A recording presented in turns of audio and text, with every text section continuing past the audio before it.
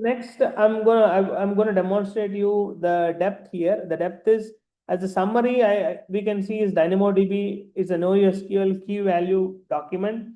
The core idea is it has a distributed hash table. It has it's a kind of data structure. It is a partition key and sort key. I have already explained what is partition key and sort key. Many people, yes, a lot of implementations are done with JSON internally.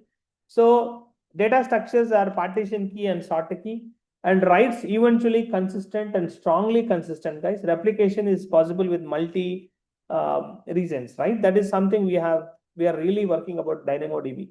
And people ask us very oftenly that, Venkatesh, why they use partition key and sort key. Now I've explained in the internal, but many of the people not really aware of what is partition key, what is the sort key. Partition key and sort key internally uses a concept of default dictionary. That default dictionary has another dictionary. Understood? Na? So that default dictionary has one key and class dictionary has two keys. So totally you'll get two keys and one value. Why it is, I have already demonstrated, because to make it really amazing for all of our smiling coders, they have made in terms of, in terms of scalability thing, right? Two-level dictionaries they'll use. That I have already explained that. Okay. Replication writes to 3 in memory in nodes. That is a benefit thing. It replicates. Replication.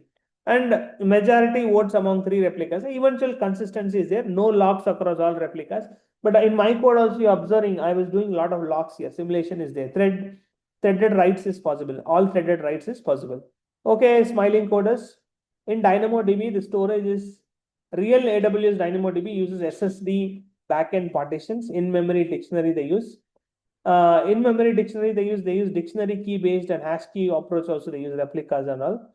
And that is one thing. Global tables we have, multi-region sync, you can do that. And per table policies you can implement it. That is also possible.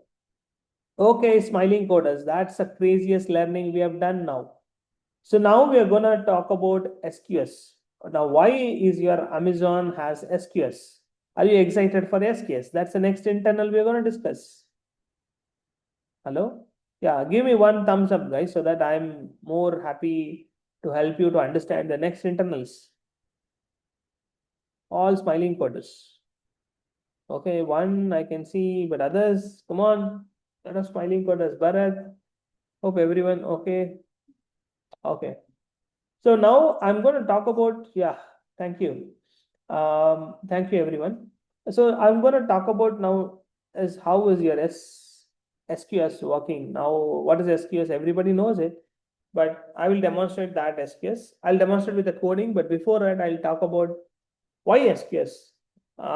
See, many of them will be knowing that SQS in your SQS, maybe someone who says, Venkatesh, SQS in AWS, SQS is a very good innovation. So you might be getting a simple queue system.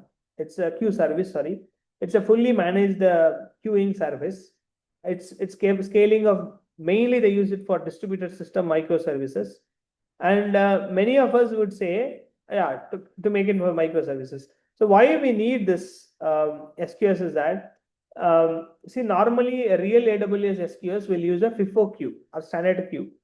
And they use a queue. Why they use a queue? Generally, it's for different communication to multiple services. That can be in case of producer consumer problems in real time. Someone is sending, some service is sending data to another service, sends message to the queue, and they receive or process the message from the queue, and they will prevent the data. Then there is some latency will happen, right? When there is a simulation of data is happening here.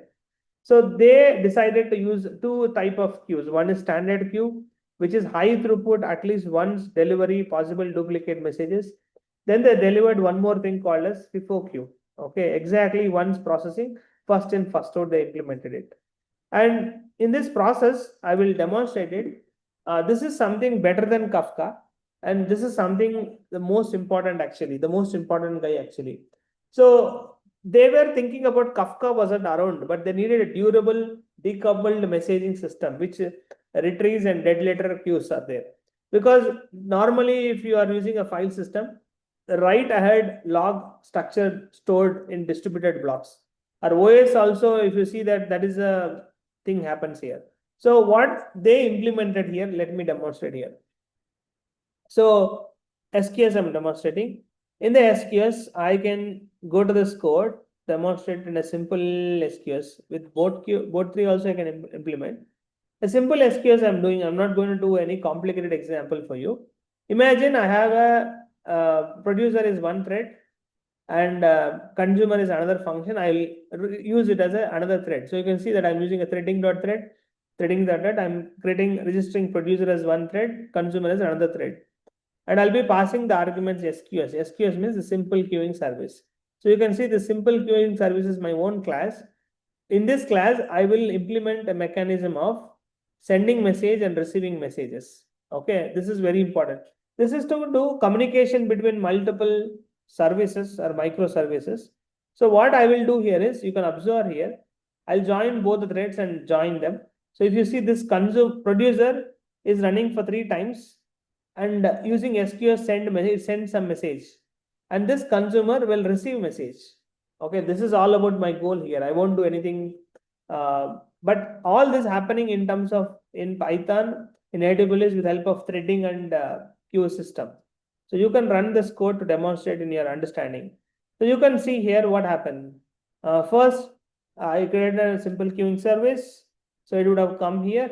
The kind of object will call this init method. It'll create a queue. This queue is actually the queue which is created by, in your Python also we have this queue.queue. Okay, and this queue is given with default maximum size, but currently I didn't give any size. And it's to communicate between 2 threads or multiple services, you can say that. So then I have here send method and receive method, but I'll not do anything here. So I'll create 2 threads. One is producer, one is consumer. The 2 threads are registered as functions here. Then I'll try to start them and join them. That's what I'm doing here. When I start them and join, let's say producer comes here, it will try to send one message, that is I+1. Then it will sleep for some time. Then consumer will come. It will run for 5 times. Okay, it will try to receive the message. So they are actually synchronization here. Producer and consumer synchronization happens. See, one person send, another person receive. Then send, again receive, and send, again receive. Because after this fellow doesn't have any loop, is not running. We are not sending message. It says no message in the queues for next 2 times. After that, the consumer also will end here. It's a simple demonstration of how to work with a SQS in the Python. Internally, how SQS is implemented in the Python. Any questions here? So what happens in this send message? What happens in the receive message? I'll show you that. In the send message, I will take a unique ID for every message ID and I'll store it in a dictionary format. Don't get confused. All your Python's basics are important. The queue self.queue, the queue object will have method called put. In the put, it will store the key and value, that is message ID and body. It will store always with a message ID, and that message ID is always unique. And it will send the data. So receiving guy will try to get the data, will try to give timeout, wait time. In the timeout wait time you can give. It will wait for that time and receive the message and print the body of the message. That is also a dictionary data. Okay, and this is a whole code that I am demonstrating within SQS. Okay, and that with a smile. So SQS is all about, it is a FIFO queue or a standard queue. We can message body plus metadata will come. That is message ID will be there, body will be there. And timeout is possible, not implemented, but it can be implemented. We can use a dead letter queue also, add error queue if needed, and also you can implement it. So that is a implementation of SQS, guys. So that should demonstrate the internal working here. Any questions here?